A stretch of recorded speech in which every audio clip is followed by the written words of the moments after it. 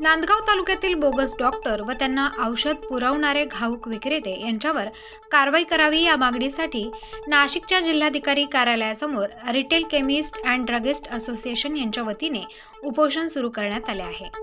नांदगाव तालुक्यातील मागील 5 ते 6 वर्षांपासून बनावट डॉक्टरांविरुद्ध कारवाई केली जात आहे। मात्र असं असताना तालुक्यात बनावट डॉक्टरांची प्रॅक्टिस सुरू असल्याचे गेल्या 2 महिन्यात करण्यात आलेल्या कारवाईवरून स्पष्ट झाले आहे।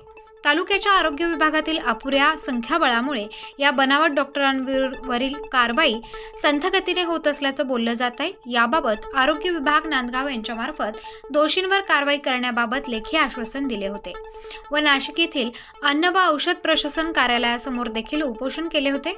यावेळी अन्न औषध प्रशासन विभागाकडून 30 दिवसात कारवाई करतो असे लेखी आश्वासन देखील दिले। मात्र तरी देखील कुठल्याही प्रकारची कारवाई होताना दिसत नाही। वारंवार निवेदन देऊन देखील कारवाई होत नसल्याने अखेरीस जिल्हाधिकारी कार्यालयासमोर आमरण उपोषणास बसत असल्याचं रिटेल केमिस्ट अँड ड्रगिस्ट असोसिएशनचे उपाध्यक्ष प्रवीण गुप्ता यांनी सांगितले। दरम्यान डॉक्टर हर्षल नेते जिल्हा आरोग्य अधिकारी यांनी उपोषणस्थळी भेट देऊन गुप्ता यांच्याशी चर्चा देखील केली आहे। आज आम्ही retail chemist druggist association Maharashtra राज्य आम्ही नांदगावला जे बोगस डॉक्टर आहेत त्यांची संख्या 76 आहेत। आम्ही त्यांच्या विरोधात 21 पासून लढा देत आहोत।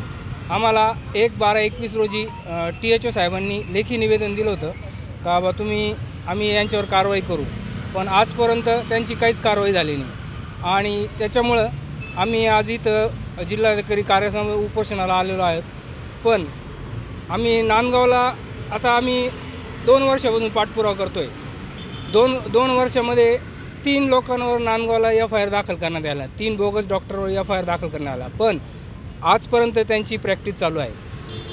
आणि प्लस त्याच्यामध्ये त्यांना जे होलसेलर नांदगावचे होलसेलर जे औषधं पुरवतात त्यांच्यावर पण अजून FDAने काही कारवाई केली नाही। आम्ही 2 महिन्यापूर्वी FDA प्रशासनाविरोधात सातपूरला आमरण उपोषण केलं होतं। त्यांनी आम्हाला लेखी दिलं होतं का आम्ही त्यांच्यावर कारवाई करू 1 महिन्याच्या आत, पण आज 2 महिने उलटूनसुद्धा त्यांची पण काही कारवाई नाही म्हणून आम्ही आज THO नांदगाव तालुका आणि अन्न औषध प्रशासन विभाग नाशिक विभाग यांच्या विरोधात इथं आमरण उपोषणात बसलेलो आहोत। आता आम्हाला जिल्हाधिकारी साहेबांनी बोलवलेलं आहे आणि त्यांच्यावर मीटिंग झाल्यानंतर ते आमचं समाधान झालं तर आम्ही हे उपोषण मागे घेणार आहोत।